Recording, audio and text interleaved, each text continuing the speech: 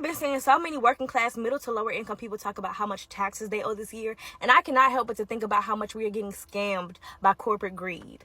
I'm talking as the years progress, corporations are hitting record high profits, all while price gouging and tacking on extra junk fees, but avoiding and not paying their own fair share of taxes. Because did you know that MAGA Republicans are trying to enact a $5.1 trillion tax cut for the super rich and greedy corporations? And I'm no mathematician, but that would give the top 0.1%, literally households making more than $4 million a year, tax handouts averaging around $175,000 per year. That is more than double the typical American family's entire annual income. They're not only trying to undo the 15% minimum corporate tax rate that President Biden signed into law, they're demanding that we pay for their tax cuts by gutting programs that we've paid for and earned.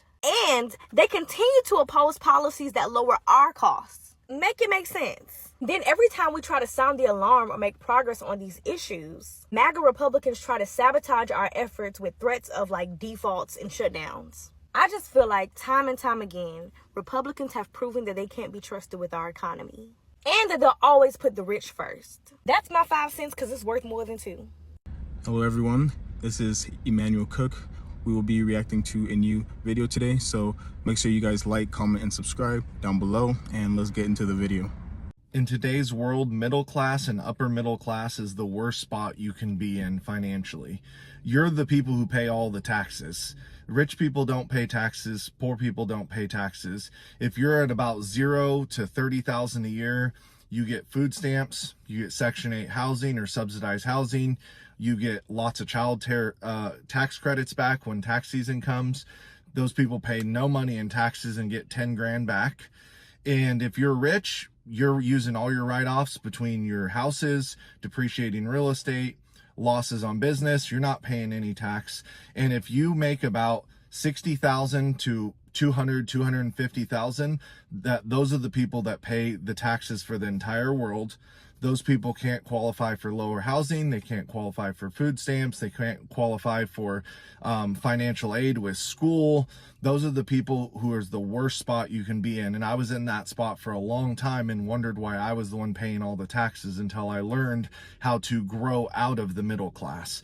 So if you're in the middle class, obviously you don't want to go down. You want to grow out of it. And you have to stop thinking like the middle class, where you have a house that's a huge mortgage payment, 2 or 3 car payments, student loan payments, and you work till you're 65 because that's how you stay in the middle class. You have to start thinking of ways to how to escape that and achieve financial freedom and passive income, and how to find these tax write-offs so where you can keep money. Because to me, you don't have to necessarily earn more money if you're keeping all your money. If you're making $200,000 a year now and you're paying $60,000 in taxes, if you can just figure out a way to do tax write-offs through business, through real estate, then now you're making an extra $60,000 a year by not paying the government taxes, legally, of course. I don't know about you guys or if we just have the worst luck, but I swear any time that there is money sitting in our savings account, something on our house breaks. Every time. Every time. It's like it knows, oh, you're trying to save money for something? Well, how about not? How about you go fix whatever's broken? I just got home from working an 11-hour shift, which really honestly took up about 12 hours of my day. And while I was at work, I was thinking, how do we jump classes? How do we get from lower class, middle class, etc. to upper class? You get what I'm saying? Because I made a video before just talking about the job market. And quite honestly, when you think about it, a lot of the middle class is working paycheck to paycheck. And this is not to sound ungrateful. I am truly still so blessed to have a roof over my head, to have found a job after searching for so long, to be able to still get groceries, etc. and things like that. But still thinking about how the economy is and how we're getting the degrees, we're getting the experience. We want to do the work. We're not hiding from having to do hard work and things like that, but not getting compensated the way that we should.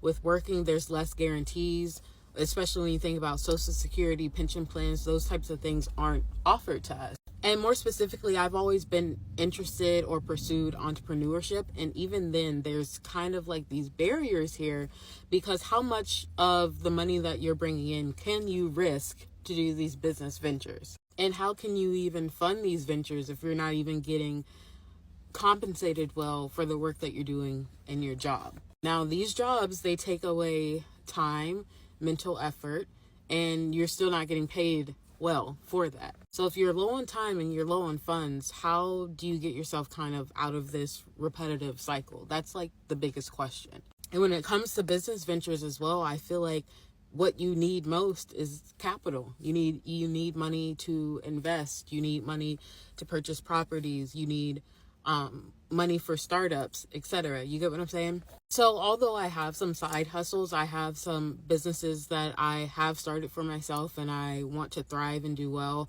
I can't help but to think about the things that kind of slow the process up for us to kind of see success. When it comes to like businesses and things that you do independently, there's so much trial and error.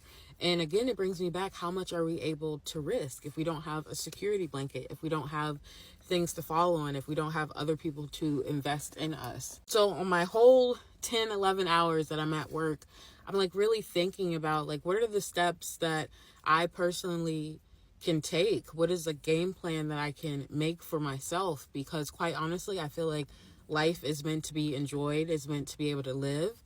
But the harsh reality is a lot of that can't be done without being able to fund your life. And to get to a point of comfort, to not have to live paycheck to paycheck, to not feel like if one thing goes wrong, it's going to push you back in your finances, I feel like it takes a lot more thought now, because we really aren't getting paid our worth at this point in time. Jobs aren't offering to pay us what our degrees and experiences are worth. It just causes you to think, how can we be more proactive? How can we start putting these things first, you know?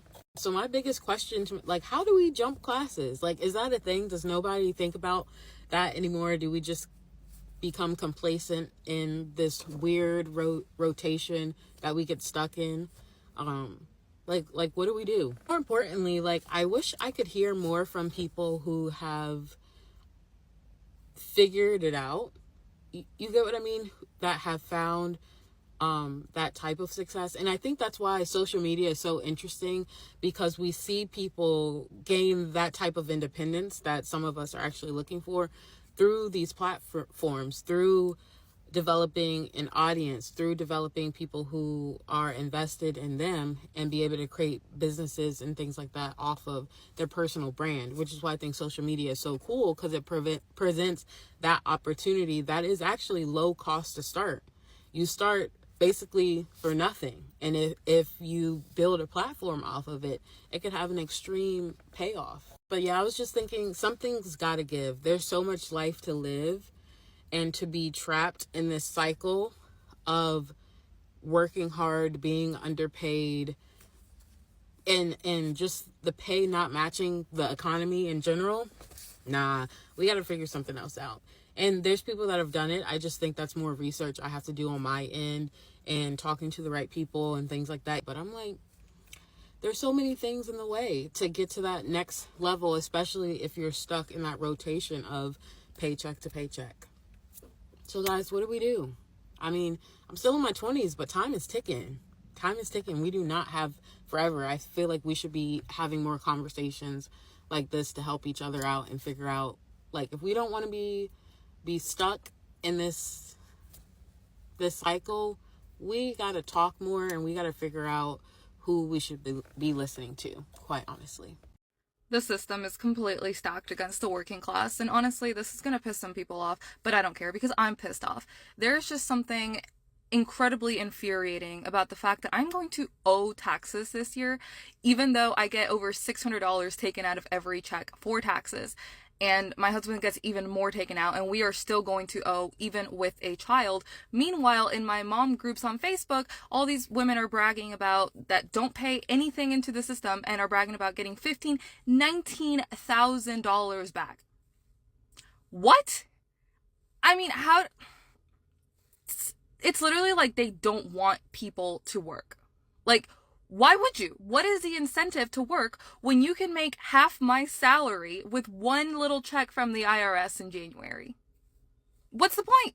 What is the point? I basically work like 3 jobs at this point, And because of that, I have to pay even more in taxes. And I have absolutely maximized my deductions. I'm pretty well versed on doing taxes, and we're still gonna owe. This is just absolute insanity. Absolute insanity. And by the way, the IRS still owes me about $6,000 from last year. Easy to be pissed off at the people who take advantage of the system, but honestly, what incentive do they have not to do that? Why would somebody go work at McDonald's for 15, 20 bucks an hour when they could just sit at home and collect checks, especially if you have kids? Meanwhile, if you are working class, you are going to get shafted in every possible which way, because you are not going to you're like barely there where you just don't make enough for any sort of assistance, but you have to pay $1,000 a month for health insurance. You don't qualify for Medicaid. You don't qualify for any food assistance, but you're paying $800 at the grocery store. None of which you can afford, because after all of your deductions and taxes, you're making about $2,000 to $3,000 a month. Make it make sense. And I know what you guys are thinking. Oh, you're a hater. Like, you could always do the same thing that they're doing. And you'd be totally right, except that I'm an immigrant and I just absolutely downright refuse to be a leech of the country that took my family and I in, so I choose to serve it instead. But my God, are they making it difficult? Like, this is just complete BS. And I am so sorry to everyone who is in the same boat and is struggling. Everybody's so happy about tax season, but it's only the people who like barely pay into it and benefit the most that are happy about tax season, because the rest of us are just getting ready for a good old screwing. Rant over. But the system needs to change, and it's time that we start supporting the working class, because if you're wondering like why nobody wants to work anymore, this is why. Why would they? Can't blame them. A quick reminder, please remember to like, comment, and subscribe down below, and let's continue the video. Drive down your street and count 10 houses. 7 of those houses live paycheck to paycheck. 7 of those houses are one job layoff away from foreclosure or repossession. 7 of those houses are one major medical event or car wreck away from a possibly bankruptable financial crisis. But they look good. There's a bass boat in the driveway. There's 2 nice cars in front of a house that probably shouldn't have that much stuff in front of it. This is the lifestyle that will keep the middle class broke regardless of who lives in the White House. Have y'all noticed this shift of middle class and maybe even upper middle class people trying to claim that they're poor now? There was this show recommended to me on Netflix called How to Get Rich, and I wasn't even a minute into the first piece of dialogue. The host, he's going through these people's finances, and they're making $24,000 a month. I want you to think about what $24,000 a month would look like for you. How carefully curated would your bank account be if you had $24,000? For most people, that type of money would be a life-changing event. Now let's go back to the show. Guess how much they spend per month? $27,000 fucking dollars. Anytime I run across a TikTok video that's talking about the way of the world, talking about finances, talking about the economy, I don't disagree that we're in a time period where shit just costs a bunch of fucking money for no fucking reason. You know what I'm saying? I don't disagree that inflation is whooping most people's ass. I do. I understand. But when it comes to the people who are making $24,000 a month and they love to scream, oh, I'm still living paycheck to paycheck. Well, I wonder why, Brenda. I fucking wonder why. Living outside your means is a real thing. Lifestyle creep is a real thing. And in the case of middle class, upper middle class, at this point, I don't think it's about the economy. I think it's the fact that you bitches don't know how to handle your finances. And this is a hill that I'm willing to die on. Cause how do you spend $27,000 fucking dollars and you only made 24? I hate being middle class. And I'm gonna tell you why the fuck I hate being middle class. Because why the fuck am I owing taxes? But you know the top 1% barely pays any goddamn motherfucking taxes. Oh my God, I swear to God, it's like the middle class hurts the most. No matter if you're lower middle class, middle class, or high middle class, it's like you hurt the freaking most. Because think about it, even with college, a lot of us in the middle class, our parents can't afford to send us to college for all 4 fucking years. They can make great money, but they don't make good enough money to afford us to go to college all 4 years. So we're going to take out motherfucking loans. But the poor, oh, they're sad. They get money from the government. The rich, oh, they can afford it. The middle class, you're fucked, basically. Oh, the working class. I'm so irritated because I'm so irritated that I have to pay taxes. I don't know what to do. God. So I come from a lower class family, and through schooling and hard work, we are now in the middle class, and it actually sucks to be here. You get no help whatsoever with housing, with food, with health insurance, with all of these things. You don't get help with any of those things, and you are left to fend for yourself while paying all of these high taxes as well. And we are getting squeezed right now. We are barely surviving. And now it is either you're rich or you're poor. There is nothing in between anymore. My parents asked me if I'd move back to the United States because obviously the salaries here are different than the US. It's basically impossible to make as much as you make in the US here. And I was like, no, but I also wouldn't be drinking vermouth at 1 o'clock in the afternoon or like a 3-course meal with coffee and wine included for like 20 bucks. But I almost literally can't stomach the idea of being surrounded by franchises. By being in the car, I'm so used to walking now. I live basically downtown, so I'm walking everywhere. And a 20-minute walk is not the same as a 20-minute drive. I'm like smiling at grandmas, waving at kids. I'm like a person. And listen, if you're making like 90 grand in the north of Spain where I live, you're like going to work in a limo, you're getting drinks at the tennis club after work and stuff. Like it's normal here to make like 30,000, you're middle class. But what, am I supposed to be in Dallas 2 hours a day in the car to get to work, get back, and never have time to do anything? No way! And going out in the US, I'd cry if I had to pay $17 for a cocktail. Here I'm paying like $6 for a whiskey sour.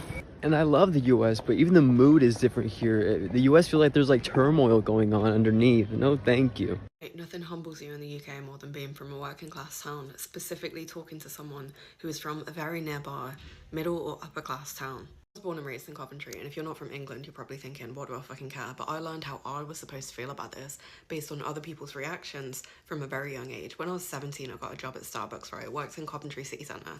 Never had an issue. Local people working about the town. People going to university used to come in, you know what I mean? I still closed 1 year for 2 weeks because we were having renovations, and our choice was to take 2 weeks off or to go work in a nearby store. I chose to go work in a nearby store because I didn't want to not get paid. Why Starbucks can't pay their staff holiday pay, I don't know, but that's beyond me. The store I was relocated to for 2 weeks was within a supermarket about 5 miles away from Coventry. Still had a CV postcode, still technically was like in the town, although it was on the outskirts of the town. People from this suburb or from this town were very defensive and very insistent that they were not from Coventry, that Coventry was a separate place. I want to reiterate, this was 5 miles down the road. Within those 2 weeks, I had multiple people tell me they could tell that I was from Coventry. I had multiple people point out my accent to me, telling me that I sounded more common than the people that lived in that specific area. I had people ask me how the poverty was in Coventry. I had people ask me how the antisocial behaviour was, how the homelessness was, how horrible it must be working in the city centre of such a horrible city. People telling me they would never visit Coventry City Centre because it was dangerous. Don't know why you're telling me, but alright. Asking me how many times our windows got smashed in per week, asking me how much grief we got. The lot. These were not people I built up an ongoing rapport with over 2 weeks. These were not regulars that I got to know. These were people who would come in and say, oh, I haven't seen you before. I would say, oh no, I transferred from another nearby store. They would say, which store? I'd say Coventry, and they'd say, oh, that's not very nearby. Never did I ever instigate a conversation. Never did I ever say, I heart Coventry, actually. If someone is above you, they want you to know about it. I grew up like on the cusp of 2 neighbourhoods in Coventry, and people in conversation throughout life would say to me, what area do you live in? And I would say, oh, it's kind of near this, but kind of near this. And they would say, no, that's not Elston. And I'd say, okay, well, it's a 5-minute walk from Elston High Street. And they'd be so insistent because Elston is a nice, posh, expensive area. And because I didn't live in the nice, posh, expensive part, I had to hear about it. I'd met a woman at work once. First time they met, first conversation they had, she said, where do you live? He said, oh, kind of near Elston and Chapel Fields. And she said, no, I live in Elston. I live in a detached house. That isn't Elston. Bitch, is it that important? I don't know if it's the obsession with royalism and traditionalism and like we're all supposed to be proud of what we have. Like I literally Could not tell you for the life of me what the obsession with class is in the UK, but it blows my mind just how audacious people are. For the stereotype that we're supposed to be polite, people will just say the most out-of-pocket shit to remind you that you are not on the same level as them. And this is what I mean when I say there's no relief. Like, it's entrenched, it does not let up. People just constantly want to nitpick and nitpick and nitpick and push to find out where they need to place you on the ladder. It's, who the fuck cares? All right, beautiful souls. So I am more than confident that I am not the only one feeling this weight of our nation's future. You know, it's like uncertain times right now. So I'm going to go deeper into something that's keeping a lot of us awake at night. There's a heaviness in the air. I don't know if many feel it, but I do feel it. It's a collectiveness of anxiety about where we are heading as a nation. And no, you're not alone in feeling it. If you do feel it, this uncertainty is about the next 4 years. It runs deep through every community, any zip code you're in. So I'm watching friends who once felt secure now checking their bank accounts more frequently along with their 401k with growing anxiety. I'm seeing young families moving back in with parents because they can't afford both the rent and child care. I'm witnessing seniors choosing which medications to skip from month to month because their Social Security just doesn't stretch far enough, especially for those that didn't plan for retirement with, say, a pension or 401k or IRA. So the reality is painfully clear. Some businesses that survived COVID are now closing under inflation's weights. Parents are working multiple jobs just to keep the light on and to feed their families. College graduates are drowning literally in debt with no relief in sight. Medical bills are forcing people to choose between health and home. The American dream, to me, it feels like it's been auctioned off to the highest bidder. That's the best way I can explain it. That's how I feel about it. So what worries me the most isn't just today's struggle. It's the domino effect we're watching unfold throughout the nation. So when people can't afford preventive care, they end up in the emergency room. So when families can't afford healthy food, their children development, it suffers. When workers can't afford to live near their employment, communities, they start to fragment. And when young people can't afford to start families, our whole society, it starts to shift. So when seniors can't afford to retire, it impacts jobs for other younger generations that could actually be stepping into those roles. So the middle class isn't just shrinking, it's being squeezed from every direction, I've noticed. So to those of us who are managing right now, that live with this constant knot within our stomachs, knowing that we might be one medical emergency, one job loss, one market crash away from financial disaster, I think a lot of us are there with you. And let's be honest about who this hits the hardest. It hits the working families that are living paycheck to paycheck, single parents trying to do it all alone, young people starting out their young adult lives, communities of color already facing systematic barriers, regardless of if individuals believe it or not, it does, rural areas watching their towns slowly disappear, and elderly Americans on fixed incomes. It's impacting the nation. So this isn't about a political parties or pointing fingers at people. This is about real people, our neighbors, our families, our communities, trying to hold on to hope while watching the cost of everything rise except the wages. So we need more than promises and band-aid solutions. We need leadership that understands that every policy decision affects real families trying to make it through another month. We need solutions that think beyond the next election cycle and actually address the root causes of these struggles that the American individuals are struggling with day to day, week to week, month to month, year over year. Because right now, the American dream isn't just deferred for many, it feels like it's being dismantled piece by piece. And until we start having honest conversations about where we're heading and what we're going to do about it, that uncertainty will keep growing, touching more lives, creating more sleepless nights for many individuals. So this is our reality. I feel the question is what are we going to do about it as a society? I just don't know at this time. I am I'm praying that all goes well for all of us, regardless, regardless of what zip code you're in, what class you're in. But ultimately, I think something needs to happen to where this heavy feel of unsureness for the next 4 years is addressed ultimately. I don't know if this resonates with anybody, but for many in my circle, it definitely resonates with them. And if you have any commentary below as to how you're navigating through these difficult times, definitely please share. Or if you have any comments at all, share it. That way we can discuss them. But yeah, it's tough out there in the world. When you take a look at groceries, like I remember a time where I could buy a lot of groceries with a certain amount of money, and I won't say the budget, but nowadays that same budget doesn't bring home the same amount of food that it would bring. So, something has to give, and something has to change for the American people. So I will digress there ultimately. All right, y'all. I appreciate you guys watching the video today. Please make sure to like, comment, and subscribe down below, and I'll see you guys in the next video.